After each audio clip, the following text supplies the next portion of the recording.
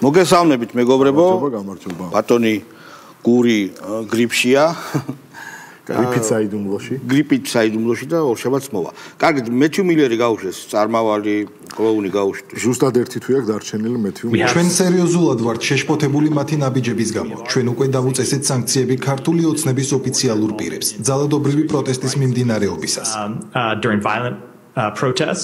უკაცრავად, შვიდობიანი პროტესტის მიმდინარეობისას, მათი მხრიდან ადამიანის უფლებების დარღვევაში მონაწილეობისთვის. შალვა, შენ კარგად იცი და ვინც არის ის მაგას განვარდ, რა არის ფროიდული წამოცდენა? ნუ როგორ არა, ქვეცნობიაში რაც აქვს ადამიანს ის ამოდის ზევით.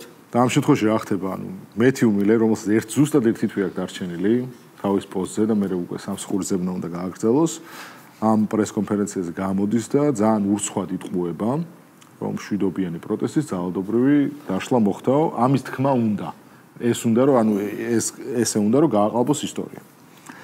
და ამ დროს მისი ქვეცნობიერება სყიდის და ამას რომ ძალადობრივი პროტესტების დაშლა მოხდაო და მე ასწორებს რამდენიმე წამის მერე ამის შესწრებას აცილს ხონუ ეს ფსიქოანალიზის საფუძვლები ელემენტარული პირველ კლასელის თუ დამწყების ვისაც კი ცოტათი მაინც აუკითხავს და გაუგია იცის რომ ეგრე ქვეცნობიერ ეგრე მოქმედებს რა როდესაც შენ რა ძალიან დიდ ავანტიურისტულ ტყუილში შედიხარ იქ შენი ქვეცნობიერი გაყიდის აუცილებლად და მაგას ქვია როცა იცი რომ იტყუები ბატონო დაერქვა ფროიდული წამოსწრება იმიტომ რომ როდესაც რაღაც სიმართლეს იტყვი როცა ტყუილი განზრახული ფროიდის წამოსწრებაში ეძებდა ავადმყოფობის სულიერი ავადმყოფობის მიზეზს და ეგ არის ზუსტად ეს შემთხვევა იმიტომ რომ ანუ როგორ შეიძლება შენ თქვა რომ შვიდობიანი პროტესტი როდესაც ჩვენ ყავს ასობით დაზარალებული პოლიციელი დამწვარი პოლიციელი იმიტომ რომ ნუ ხო ძალიან მარტივი განსასაზღვრა პიროტექნიკას როდესაც დამიზნებით ესვრი და მოლოტოვის კოქტეილი კიდე ცალკე ტრაგედია მაგრამ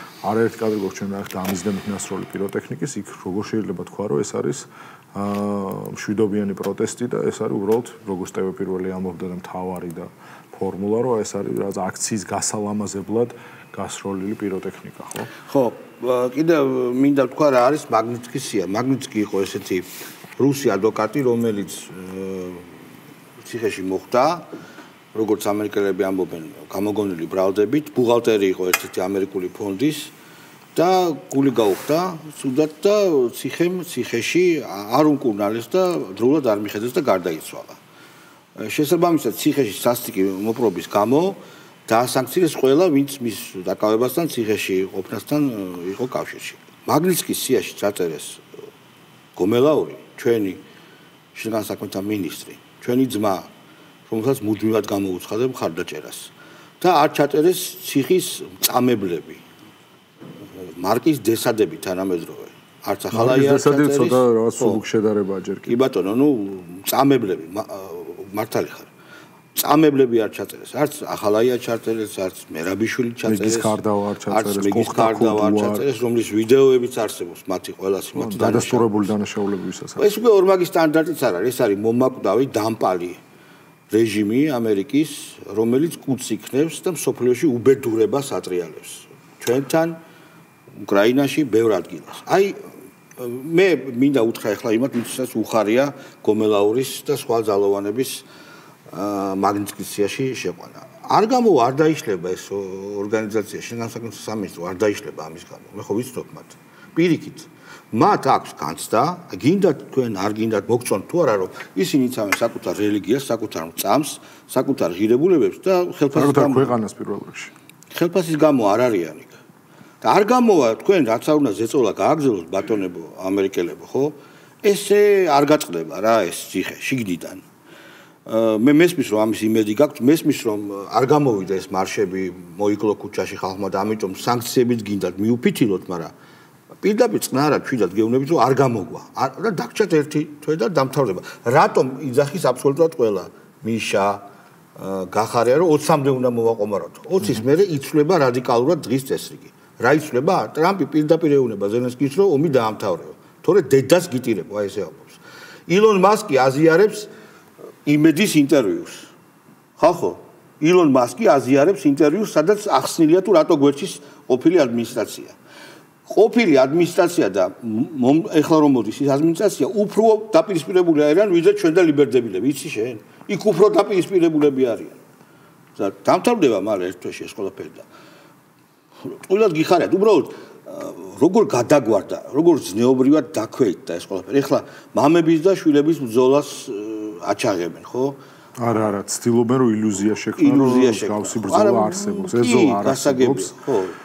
იმიტომ რომ მაგალითად ამერიკას ვინც შენატრის როგორც სამყაროს გადამრჩენელს და მე ცხოვრებაში არ მქონია ეგეთ რაღაც რომ ამერიკა არის ერთ-ერთი ქვეყანა რომლის მიხედვითაც იცხოვროს ადამიანმა პირიქით მე ყოველთვის ძალიან კრიტიკული ვიყავი მაშინაც როდესაც მხოლოდ კინოზე ვწერდი მაშინაც ძალიან კრიტიკული ვიყავი ამერიკული პოპკულტურის და ზოგადად ამერიკული საგარეო პოლიტიკის მიმართ ჩვენ რას უყურებთ ახლა რომ ბოლო 2 წლის განმავლობაში საქართველოს რა ტიპის კანონმდებლობის ცვლილებებიც განახორციელა ეხლა აპირებს რომ ტრამპის ადმინისტრაციამ იგივე გზას გაყვეს ეს იქნება ოჯახური ღირებულებების შესახებ კანონი რომელიც ჩვენ გაცლებთ ადრე მივიღეთ ტრამპი ეხლა აპირებს რომ ამის კონტროლების კანონს მიება უნდა რომ მოხდინოს NGO-ების დაფინანსების შეზღუდვის შესახებ კანონი რომელიც ტრამპი და ილონ მასკი ანუ ბიჭო უყურე მან ხო ტრამპი კიდე ცალკე საკითხია ილონ მასკი არის მეორე ილონ მასკი არის მომავლის ადამიანი რომელიც ლიბერალებს ვეყავდა ყველაზე მდიდარი ადამიანი სოფლიოში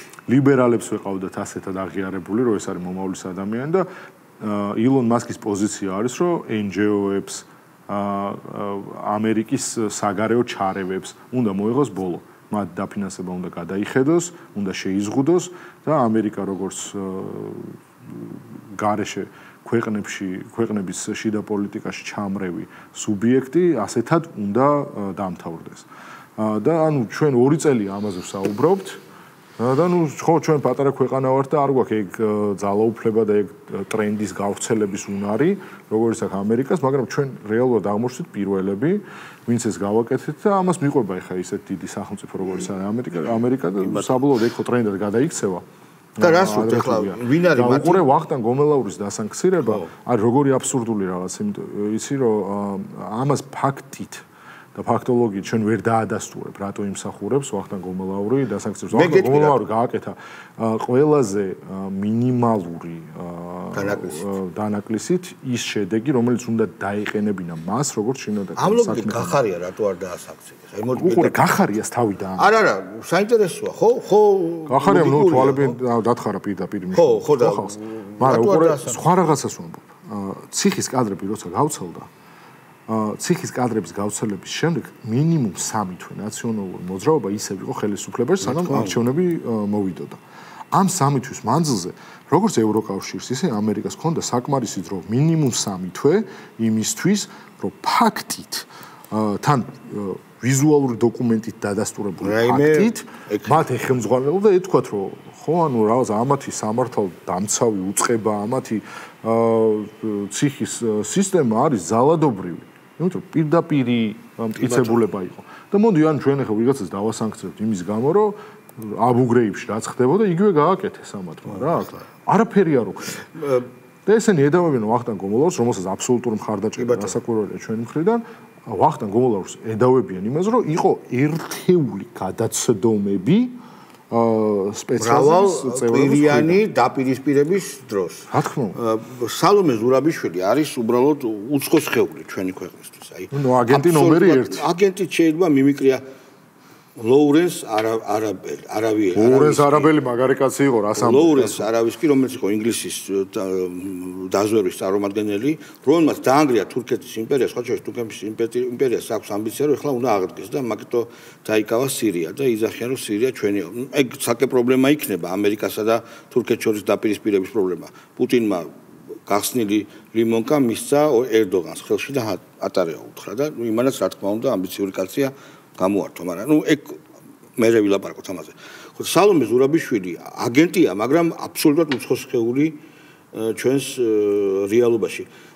აი, საუშენო სიკრეტი და ტოპ სიკრეტი რო არის სუკერების ფილმი, ზანგი რო არის ფაშისტი და რო ვერ ამჩნევენ. დაახლოებით აი ესეთი ქართველია. ნახეთ რა დაწერა, აი უბრალოდ გაუშვით, ეს არ არის ფეიკი, გაუშვით. ახალი წელი იქნება გამარჯვების მშვიდობის და თავისუფლების წელი. შევხდეთ ერთად. ხო, ნუ სალომეა რა. ხო. ვინმეს უკვე სალომეა. მადლობა. ხო, ყველაზე ნაკლები რაც არის მისი მართლწერის და რაღაც მართლწერა უკვე ზეპირსიტყვიერების პრობლემა. ესეთი ქონდა დრო რომ ემუშავა საკუთარ თავს, მაგრამ კიდევ მეორე ხომ შეიძლება მას ყავდეს ვიღაც ასისტენტი, რომელსაც სურვილს ეთქვის ისი თქმა უნდა? არა, არ შეიძლება იმდენად აროგანტულია, არავის არასწორებინებს თავის ტექსტზე. ო და არ გცემს პატივს ესე იგი ადამიანი. კი ბატონო, ამასობაში გრძელდება ეს კლოუნადა, რომელზეც არანაირი სანქცია არ მოქმედებს, იმიტომ რომ არ აძლიერებს, როგორ უნდა გააძლიეროს. ქართველი ხელისუფლების ბედი არის ქართველი ხალხის ხელში და ქართველი ხალხი არ გამოდის ქუჩაში. უბრალოდ აი მოიგონეს პირველ საათზე ლანჩ ბრეიკის დროს გაფიცვა. აი გაუშვით კადრები.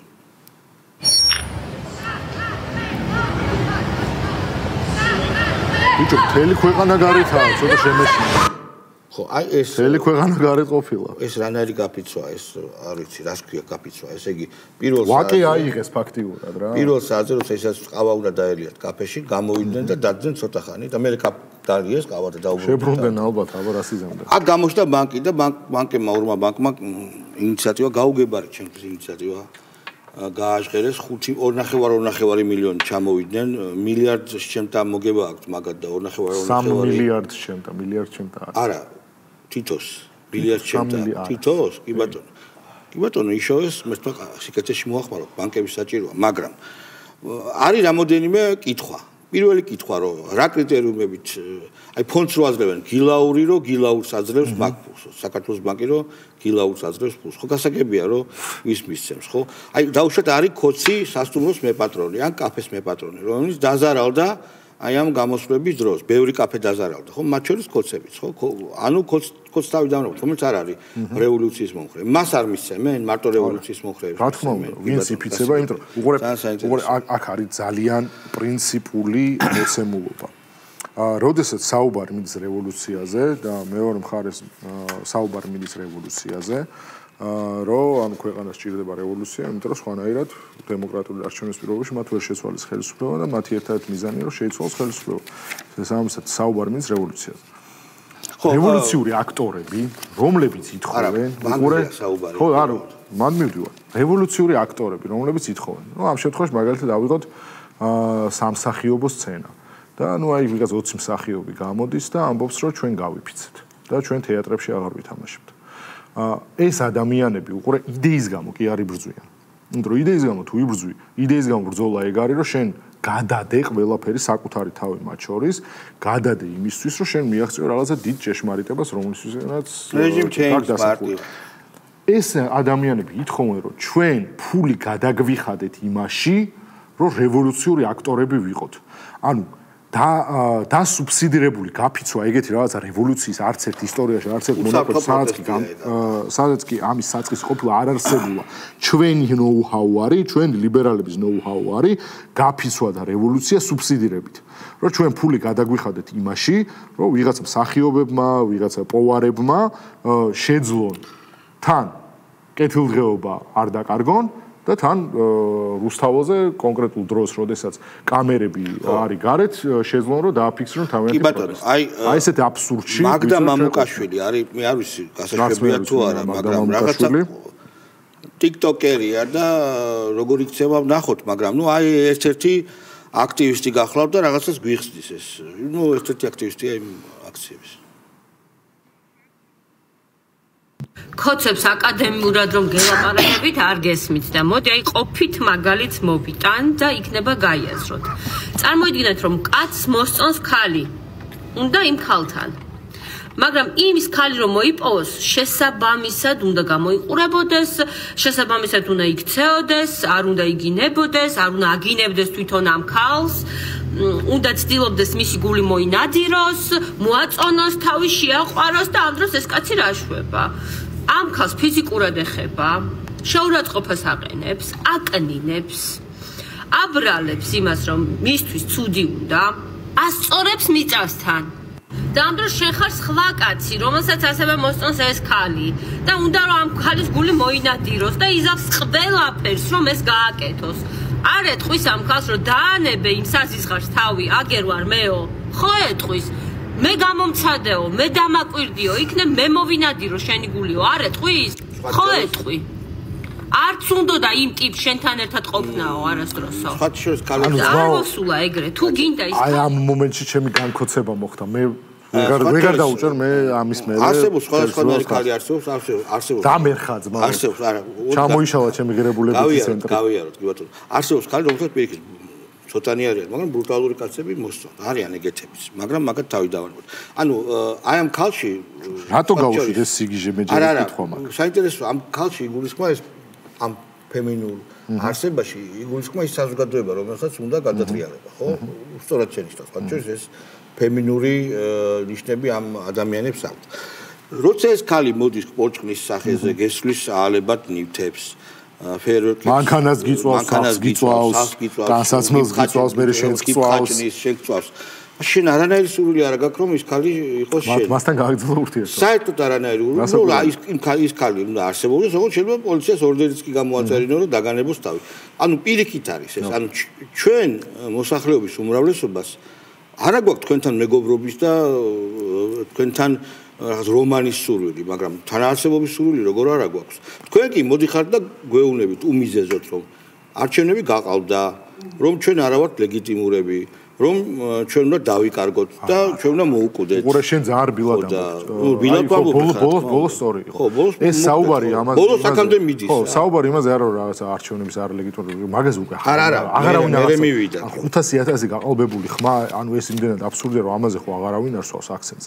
ეხა უკვე საუბარი მიდის იმაზე რომ ან ჩვენ ვართ დასაწვავები როგორც იმ საჯდომით მებრძოლმა ზურა გირშმა ჯაფარიძემ დაწერა რომ ყველაც გიმახსოვრებთო და თქვენი დუმილი ძალიან ძვირად დაგიждდებათო ან მაგ რევანშისტულ მიზნებზე არის ეს ყველაფერი აგებული რომ ვინც ამ რევოლუციას ხარს არ უჭერს უნდა გამოცხადდეს ქვეყნის მოღალატედ კი ბატონო და უნდა ჩამოიკიდოს და რაღაც დუჩეს რაც ქონდა მეორე მსოფლიო ომის მერე აი მსგავს მომავალს პირდებიან ესენი ყველა იმ ადამიანს ვინც მათ რევოლუციას გვერდში არ დაუდგენდნენ თქვენ რა გიდგეთ გვერდები მაგრამ ხო ამ აბსურდში ჩვენ ანუ ამის მოსმენა მინიმუმ მოსმენა ხო გვიწევს ამის აი ესეთი აბსურდული რაღაცეების მაგრამ უყურე საპირისპირო რა არის და მე რა მქონდა ამდენი ხნის მანძილზე რომ 12 წლის განმავლობაში არც ერთი ბიჭო ნაცის ან კაცების გამაუპატიურებლების, მწამებლების, მკვლელების, რეკეტიორების წინაშე ეგეთი რაღაცა ანუ აი მაგალითად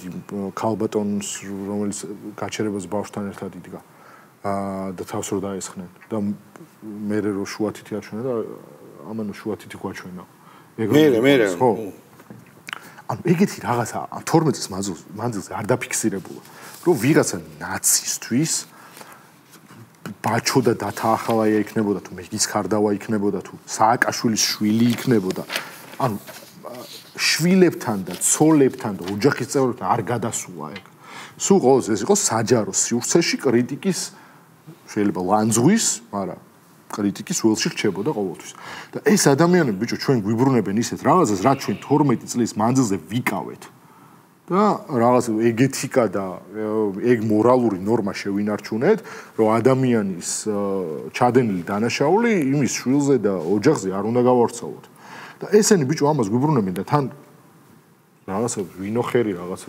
თანასწორი დანაშაული რო არსებობდეს რას გვედავებიან რომ არ არსებული მოცემულობა რომ ვითომ ჩვენ შევაჩერეთ ევროკავშირის მოლაპარაკება ანუ არ არსებული რაც დღის წესრიგში სამყაროში რო არ არსებობს ისეთ ფენომენი მაგაზე გვედავებიან და მაგაზე ცდილობენ რომ მოაწყონ რევოლუცია აი ამათი ხელი ხო ოღონდ აქ ერთი ძალიან მნიშვნელოვანი თემაა რომ თვითონ პროტესტი იწურება ხო რამდენ მარში შეიძლება ერთ-ერთი ადამიანმა მიიღოს ანუ მარშის რაოდენობასაც ხო ხედავთ უსიჯი მეგობრებო თქვენ ძვირფასო რევოლუციონერებო თქვენ ვერ აღანთეთ მდუმარე უმრავლესობა თქვენ გეგონოთ რომ პასიონალური უმცირესობით თქვენ შეძლებდით სისტემის ქართული სახელმწიფოს ჩამოშლას მდუმარე უმრავლესობა კიდევ ერთხელ ვიმეორებ ეს არის ამერიკული ტერმინი ეს ამერიკაში არსებობს მოსახლეობის უმრავლესობა აი მდუმარე უმრავლესობამ რომელმაც მისცა ხმა ტრამპს ეს არის როგორც აი შუა შტატები ბოდიში უცებ ჩაგეჭები რა მდუმარე უმრავლესობა ტრამპის შემთხვევაში რატო არის კარგი მოსაყვანი მაგალითი იმიტომ რომ აბსოლუტურად ყველა ვისაც საჯარო სივრცე ეჭირა ამერიკაში ჰოლივუდიდან დაწყებული მუსიკალური შოუ ბიზნესით გაგრძელებული მედია მაგნატები დიდი ბიზნესებით მედია მაგნატებით აბსოლუტურად ყველა იყო ბაიდენის ჯერ და მერე უკვე კამალა ჰარისის მხარეს. და ტრამპმა მოახერხა ბიჭო რის პირობებში რომ ალბათ მისი ყველაზე ცნობადი სახე მხარდამჭერი იყო ერთი ილონ მასკი, ჯო როგანი, დანა ვაიტი და აი დაჟე მეოთხეს ვერ ვიხსენებ. და აქეთ ხარ ის იდგა მთელი ჰოლივუდი, მთელი მუსიკალური შოუ ბიზნესი, მთელი მედია კორპორაციები, მთელი ბიზნეს კორპორაციები. რა თქმა უნდა. ანუ რეალურად სამმა და ქალაქები, კაცო. რასაკვირველი. მსხვილი ქალაქები და საუნივერსიტეტო ცენტრები.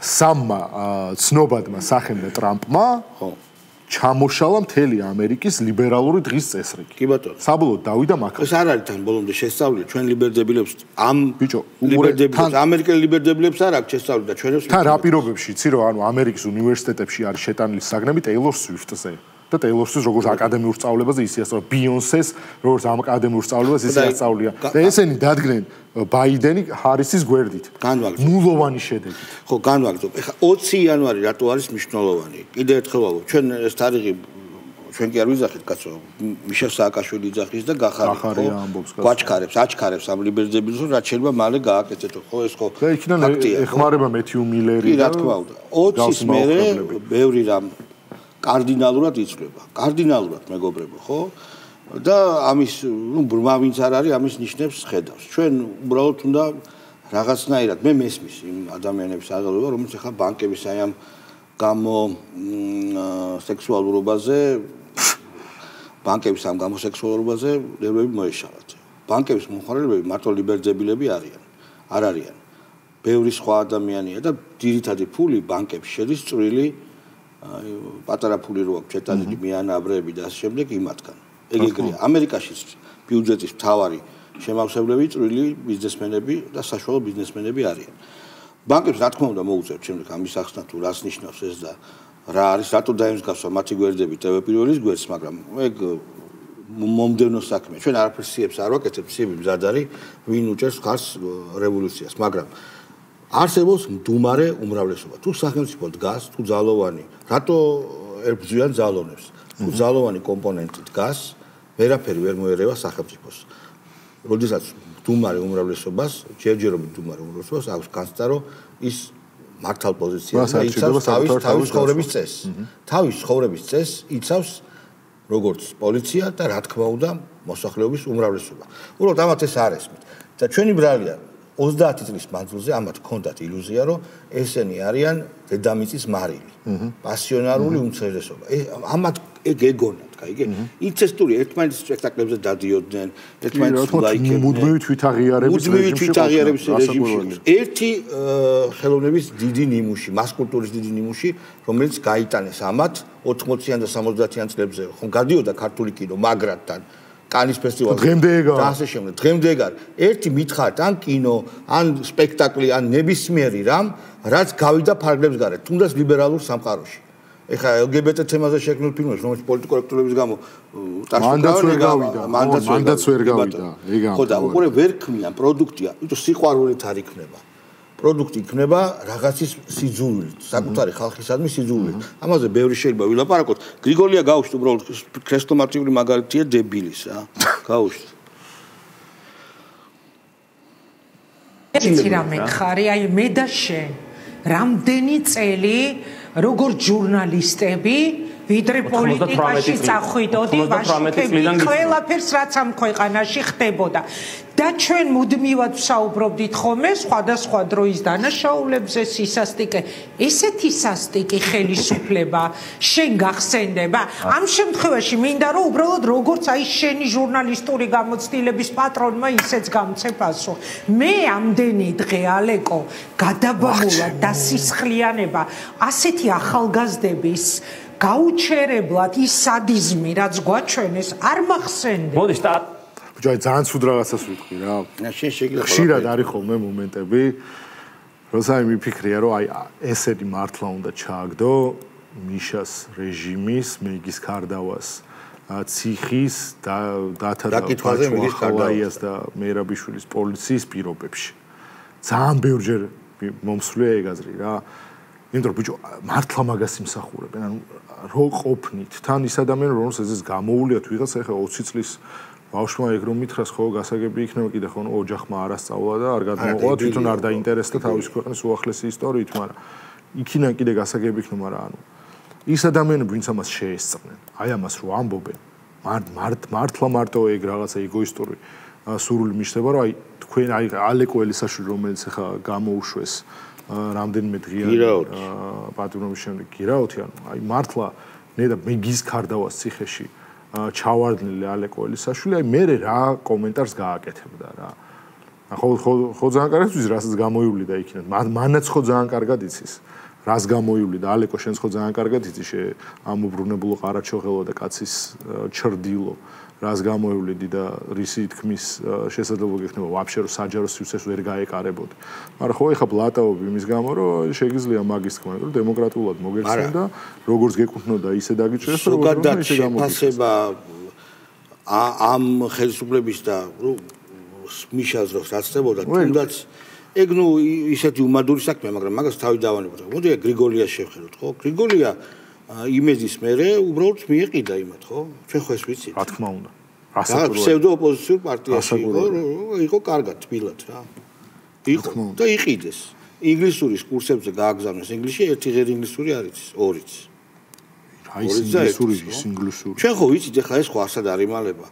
და უბრალოდ ეს რა არის იცი რომ ის მაინც თქვი შეკაიდეთ მამიშვილო რომ ანალოგიურია რამე მაინც შეარბილი ასეთი სასტიკი რეჟიმიო მე არ მახსოვსო ანუ დასისხლიანებული ადამიანებიო და კლავდნენ ხალხს ხალხო აი ციხეებში ქუჩაში გურსუხეთ ქავდნენ საშინელებებს აკეთებდნენ და ჩვენ ხო ეს ვიცით არ უნდა ამას ახსნა მაგრამ ჩვენი ბრალია ისიც კიდე ერთხელ უკვე ჩვენი ბრალიც არის რომ ბევრი მოუწმინეთ რეჟიმი არ გავასამართლეთ რომ მათი ეს ფაქტები არ არის გამოფენილი ყველგან მაგრამ ეჭვი მაქვს რა ესეთ იდიოტებს და დებილებს როგორც ახლა ბოლო ვიდეოში ვიხილეთ რაც უნდა ფაქტი მიაფარო ცხვირზე ხო აი კიდე ხა ერთმა ჩემს მაგას ჩამოგვიძრას მაგარი ვიდეო არის რომ დეზერტირების ბაზარზე აუტეხიათ ისტერიკა რა და სანამ მაგას ჩართავ ერთი კიდე რა ბანკების ინიციატივაზე რა სიას უყურებ ხა რა და ტიპებმა ანუ თავიანთ პარტნიორებს გადაწყვიტეს რომ გადაურიცხონ ფული ხო აი ხო მაი სიას უყურებ მაი მარკეტი გლოვო ტიკეტ ჯი ის რა ქვია ველი ჯი ვოლტი gift card-ი რა არის ბილეთები G, extra G. ანუ ისედაც ვისთანაც პარტნიორობდნენ, ანუ ისედაც ვისი ფინანსური შეწევნაც ებარათ, იგივეს ურიცხავენ ფულს. ხო, და ამას გვასაღებენ ბიჭო, როგორც საერო საქმეს. აი ბიზნესებს და ბანკებზე თუ საუბარი გინდათ, მოდი მაშინ დავიწყოთ ბანკებზე საუბარი, ჩემზე კარგად მაგაზე ვერავინ ვერ ელაპარაკოს. არ გინდა ბანკებზე საუბარი, ბანკებს ძალიან ტონკატი მარქსისტული წარსული თუ მოვქეკე ბანკებს თქვენ გიტირებთ ყოფის დღეს, რაზე მელაპარაკეთ? ბანკებს უნდა მოექცეთ ხილად, იმიტომ რომ მიუხედავად ყველაფრისა, ბანკური საბანკო სექტორი კარგად არის განვითარებული და ძალიან დიდი ფული ტრიალებს. მაგრამ მაგას თავი დავანებოთ, კაცო. კიდევ ერთხელ ვამბობ, აი მიშას დროინდელი სიტუაცია რო დაბრუნდეს, ბიზნესმენებო გინდათ? მე მიშისტი ბიზნესმენები ვიცი, რომლებიც იძახიან რომ არ გვინდა. ბიჭო, შენ ის გაიხსენე მარტო რომელ აკრედიტაციის გარეშეზე იყო, ხო? სპონსორს რო ეძებდი. ვერავინ არაფერ სპონსორს არ ეძებდი, უფასოდ თავაზობდი. უფასოდ რო რეკლამას თავაზობდი. ლარზე თავაზობდი რეკლამას, ხო? ვერავინ რო ვერ გაბედა, რომ შენი გადაცემის სპონსორი ყოფილიყო. ვერავინ გადაცემის სპონსორი არა, მაესტროში თავაზობდი. ეგ კიდე სხვა არის, კაცო. შეიძლება არ მომწონს შენი გადაცემა, მაგრამ რეიტინგი არის და გაუშვით ხო.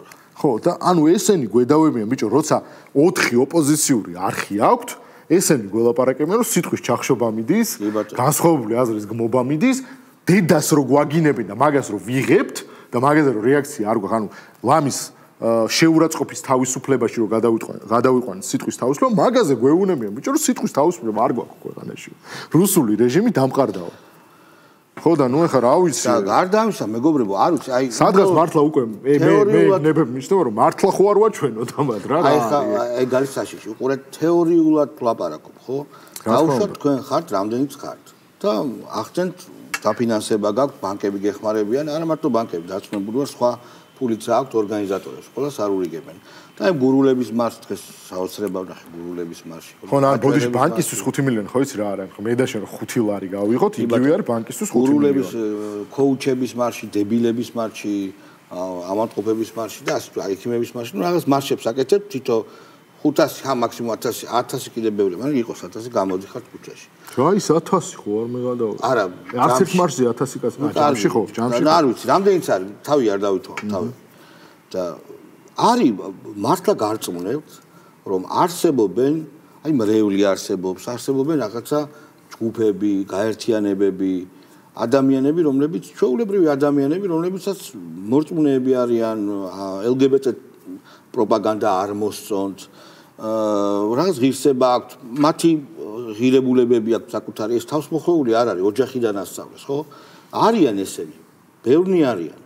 და რახან ხელისუფლება მათ ინტერესებს გამოხატავს, ქუჩაში არ გამოდიან და არც ესეთ აგრესიულ პროტესტს არა და არც რაღაც არააგრესიულ პროტესტს არ გამოხატავენ და რა ვიცი შეიძლება რომ არ უშვებთ იმას რომ შეიძლება გამოვიდნენ და დაპირისპირება არ იქნება გაიქცევით თქვენ ჩვეულებრივ ასაკურველი დაპირისპირება როგორი აქ როგორი ამბავია იცი ეს ადამიანები როდესაც ემუქრებიან იმათ ვინც ახლა ჩუმად არის ანუ ხო ჩვენ ყავს ხო ნაწილი ვინც ხმას ვიღებთ მიმდინარე მოვლენებზე და არიან ადამიანები ვინც ხმას არ იღებენ ჩუმად არიან უბრალოდ ეს მათი მხარდაჭერის ფორმა არის ასეთი იმიტომ რომ არ ეთანხმებიან იმას რაც ხდება უბრალოდ ნუ ისაა რომ აი ხა ვიღაცას ვაგინებინო თავი ეგ არ მინდა და ნუ კარჩი არ დავწერ მოდი არც სტატუს არც რაც მედიაში ჩავეწერები და ასე შემდეგ და ეს ადამიანები ვართ ამ ქვეყნის აბსოლუტური უმრავლესობა როგორც არჩევნების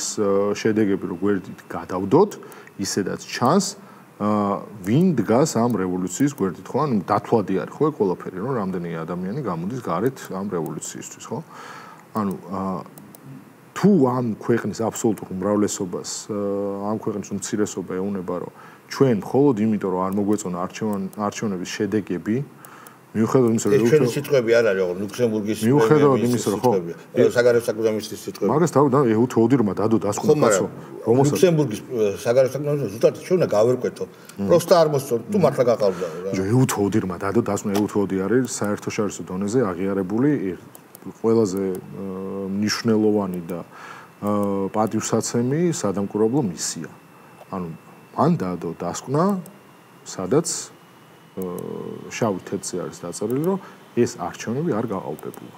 ყველაზე მინიმუმ რაც იქ წერი არის ის რომ ეს არჩევნები არ გაყალბებულა. ჩვენ გვედავენ 500,000 გაყალბებულ ხმას. 500,000 გაყალბებული ხმა რო არსებობდეს მინიმუმ 500,000 ადამიანი ხო გარეთ უნდა იდგეს და უნდა გვაყერავდეს. ამდენი ხანი რევოლუცია ხო მოხდებოდა. არა 500,000 ადამიანი რო გააყალბო ის გაყალბებული 500,000 ადამიანი მაინც გარეთ ხო უნდა იდგეს. თუ არა სიგიჟე უნდა გადაგაყიდაოს. არა უბრალოდ ეგრე უნდა. თუ ეგრწმენა არსებობს რომ ეს ქვეყანა მართლა რუსეთსკენ მიდის, ეს ქვეყანა ხო უნდა დაიცვა შენ რუსეთსკენ წასვლის. ამ ტრაექტორიისკენ. გამოდიან რესტორატორები, პოვრები და კაფჩას უბრახუნებენ. თვით რეალიზაციით არიან დაკავებულები რეალურად. გავშტაბა ეს პოვრებზე გამახსენდა ბაზარში რომ მივიდნენ გავშტაბა ეს. Машины, играют картели мут. არ დავილახო ვინმე ბაზარში ორი კვირა შემოვიდა შიურები უნდა აი ეს აპირი ფიზიკური პირი ეუნება ბაზრის რო პირველად მივიდა სავარაუდოდ თავის მასწავლებლად. არა, რატო პირველად ეუნება მას მერე რაც თმა წვანეთ შეიღება პირველად მივიდა ბაზარში დარწმუნებულიო რომ ეგრე იქნება. ხო და უთხარ რომ შევნა შიმშილი დამოწყდე, ხო? იმიტომ რომ არ უდგას გვერდით ამ ხო და მე რასაც ვეძახი შინაურებში იმას არ დავარქვა რა არის დავასრულო ამერიკის შეერთებულ შტატებს როგორც ტერორისტთან და ტრაფიკინგთან და ნარკოტიკების უკანონო მოძრაობასთან მებრძოლ ერთ-ერთ ქვეყანას აქვს ძალიან მჭიდრო ურთიერთობა საქართველოს ძალოვან სტრუქტურებთან სუსთან და შინაგან საქმეთა სამინისტროსთან შექება დაიმსახურა ორი დღის წინ შინაგან საქმეთა სამინისტრომ ჩვენმა ძალოვანმა უწყებებმა მართლაც კარგად მუშაობენ და გლობალური უსაფრთხოების სისტემაში თავისი წვლილი შეაქვთ. ამ სისტემის ხელმძღვანელის, სისტემის სახის სანქცირება არის უბრალოდ სიგიჟე. ოქსიმორონია. სიგიჟეა, უბრალოდ ამერიკის შეერთებულ შტატებს აქვს თავისი ინტერესები უსაფრთხოებასთან დაკავშირებით და დასანქცირებულ ადამიანთან როგორ უნდა ანუ ორი დღით ადრე მადლობას გეუბნებოდე და ხელს გართმევდე და უირაკაია შენთან თანამშრომლობა. ამაზე იფიქრა, მაგრამ ფეხებზე კიდია. ან ბიჭო, ერთი თვე, ზუსტად ერთი თვე დარჩა. 19 ერთი თვე და ერთი დღე დარჩა. ერთი თვის მერე მიდის. ანუ ეხლა უკვე თავის ქვეყანა კიდია ფეხებზე. ყველაფერი წავსრულები არიან იმისთვის, რომ ჩვენგან მიიღონ მეორე ფრონტი. ყველაფერი არიან წავსრული. არა, მე უბრალოდ ღმამწუხარებას გამოთქვავ ამ ადამიანების მიმართ, რომლებსაც ახლა აღტკინებულები არიან, ოღონდ ეს აღტკინება მორჩება მალე და მოვა ძალიან დიდი იმედგაცრუება უკვე არის. და უბრალოდ რაღაცნაირად ისე არ ქნათ, რომ საერთოდ ვერ დაგელაპარაკოთ რა. საერთოდ ისე არ ჩაჭრათ ყველა კიდევ. საერთოდ ვერ დაგელაპარაკოთ, მეგობრებო. არ გამო. არის ეგეთი ძალიან კაი ფილმი, გემახსოვრება შენ Graduate, Mike Nichols, Dustin Hoffman-ი რო თამაშობს. მაგის დასრული გახსოვს? კი, რო გამორბიან კი ბატონო. ანუ ეს გოგოს მოსატაცებლად რო მივიდა რომ გამორბიან. კანა სავარძელზე რო ჯდებიან და არ ელაპარაკებიან ეს. რო არიციან რა უნდა ქნა. ანუ კი მოიტანს ანუ რაც უნდა და მაგას მიაღწევ, მაგრამ აზი აღარ არის რა უნდა ქნას ეს არის ეს ფილმი ეს გენიალური ფინალი მართლა გენიალურს ხდის, მანამდე მელოდრამა. კი ბატონო, კი ბატონო. ჯვარით რო აგდებს ადამიანს და ბოლოს რო ავტობუსს მიასწრებენ და დაждებიან დიდი კადრია, დიდი და დასწრებული. სალაპარაკო აღარაფერი აღარ აქვს. უბრალოდ შუმათ არიან და კარგახანი მიდის ეს კადრი, კი ბატონო. კარგი, ნახვამდის ხვალამდე რა. ორშაბათამდე. კარგი უქმე.